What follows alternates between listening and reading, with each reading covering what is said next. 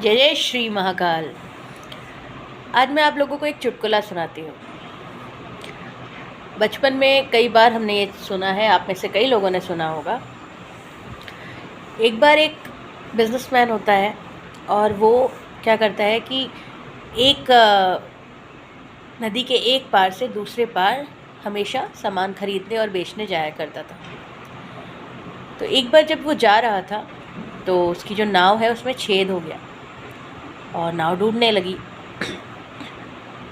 तो उसने फटाफट हाथ जोड़े और गणपति जी को आवाज़ लगाई कि हे गणपति भगवान, आप प्लीज़ मेरी सहायता करें और मुझे इस विपदा से निकालें। कुछ ही सेकंड में उसने फिर रामचंद्र जी को आवाज़ लगाई, हे प्रभु राम, कृपा करके मेरे प्राण बचाएं। और ये बोलते ही तुरंत उसने बोला कि हे शिव शंभू, आप ही कुछ चमत्कार करो और मुझे बचा लो। और तुरंत ही उसे माता सीता की याद आई और उसने बोला, सीता मैया, अपने बच्चे को बचाने की जिम्मेदारी आपकी है। मैंने हमेशा आपका ध्यान किया है, मुझे इस विपदा से निकालिए। उसने सबको याद किया पर अंततः नाव डूब गई और वो नहीं बचा। फिर जब वो पहुंचा परलोक और प्रकट हुआ भगवान के सामने, तो भगवान से उसका प्रश्न यही थे कि भगवान, मैंने तो जीवन भर बहुत ध्यान लगाया, मैंने आप सबकी इतनी सेवा करी, पर जब मेरे को ज़रूरत थी तो आप में से कोई मुझे बचाने नहीं आया। इस पर भगवान जो एक फ्रीक्वेंसी, जो एक ऑरा, आप उसको यमदूत बोल लो, आप उनको भगवान बोलो, उनकी वाइब्रेशन जो वहाँ पे उपस्थित थी, उन्होंने रिप्लाई किया कि हे रामधनी,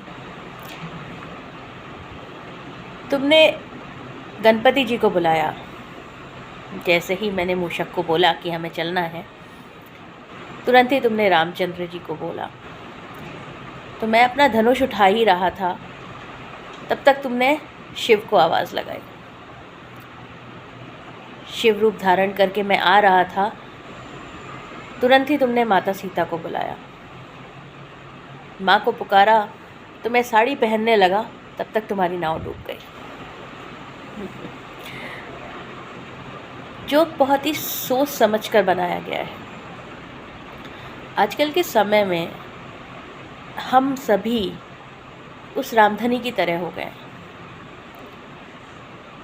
आज ये मंत्र किसी ने बताया, चलिए इस मंत्र को कर लेते हैं। कल किसी ने कोई और रेमेडी बताई, चलिए उसको कर लेते हैं। हम में से कई लोग ऐसे हैं जिन्हें शायद अपने कुल देवी कुल देवता का ही ध्यान नहीं है। सबको पूज रहे हैं, पूजिए, कोई दिक्कत नहीं है। लेकिन वो कहते हैं ना कि एक ध्याए होए जीत, एक साधे सब सधे। तो किसी एक ऐसे को अपनाइए जिनके साथ आपके तार जुड़े हों, जिसे आप आराध्य बोल सकें। वो आपके कुल देवी देवता भी हो सकते हैं, अन्यथा वो कोई और वाइब्रेशन हो सकती है जो आपके निकटतम हो, जिनके साथ आप फील करो कि आई कैन अचीव एवरीथिंग। अगर महाकाल मेरे साथ है तो मैं कुछ भी जीवन में अचीव कर सकता हूँ, मुझे शांति मिलती है, आत्मिक सुकून मिलता है। तो आज मैं यही बात करने आई थी कि इसी तरह, पता है, यूट्यूब, फेसबुक, इंस्टा पे इतने सारे लोग लगातार वीडियोस बना रहे हैं, है ना, बहुत सारी रेमेडीज़ आपको दे रहे हैं, which is a very good thing. पर क्या अगर जैसे कि कहते हैं कि आपको फीवर है और मैं आपको कफ एंड कोल्ड की टैबलेट दे दूं, तो काम करेगा?